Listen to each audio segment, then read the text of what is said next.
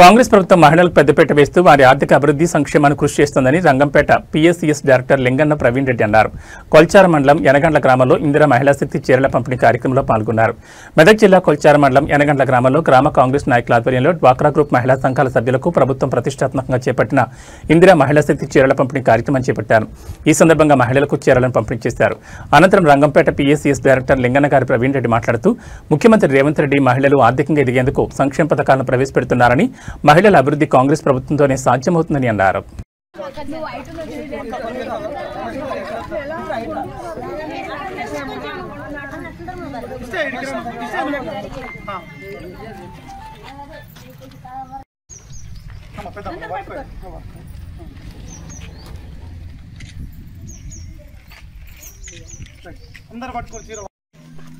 రెండు సంవత్సరాల కాలం పూర్తి చేసుకున్న తర్వాత ప్రజలకు ఇచ్చిన హామీల్లో భాగంగా ఎన్నో వాటిని నెరవేర్చడం జరిగింది.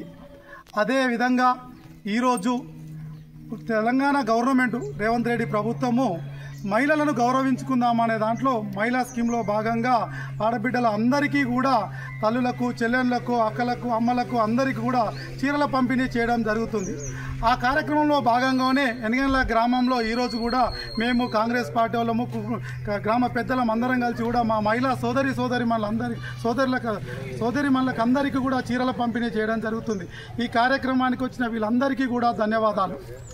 అదేవిధంగా కాంగ్రెస్ ప్రభుత్వం వచ్చినాక మహిళలకు పెద్దపీట వేయాలన్న దాంట్లో భాగంగా మహిళలకు అందరికీ కూడా బస్సులో ఉచిత ప్రయాణాన్ని చేపట్టడం జరిగింది. ఎవరు ఎక్కడ బస్సు ఎక్కినా, ఎక్స్ప్రెస్, ఆర్డినరీ ఎక్కినా, తల్లి దగ్గరికి పోవాలన్నా, పని మీద పోవాలనుకున్నా కానీ మహిళలందరికీ ఉచిత బస్సు చేయడం వల్ల ఆర్థికంగా వాళ్ళకి ఎంతో సౌలభ్యం కలిగింది. గృహజ్యోతి కింద వాళ్లకు ఎలాంటి కరెంటు బిల్లు కట్టకుండా కరెంటు బిల్లు మాపి 200 యూనిట్ల వరకు పేద ప్రజలు, మధ్యతరగతులు వాళ్ళకు కూడా 200 యూనిట్లు తాగది కాబట్టి వాళ్ళకి ఆ విధంగా సౌలభ్యం ఉంది.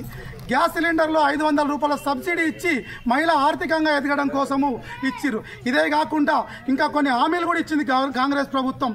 2500 రూపాయలు ఇస్తామన్నారు.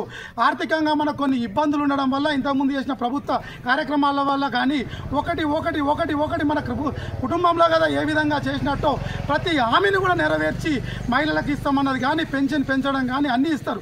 మొన్నటికి మొన్న 10,000 రూపాయలున్న రైతు బంధును 12,000 రూపాయలు చేసి మొన్న ఇచ్చిర్రు.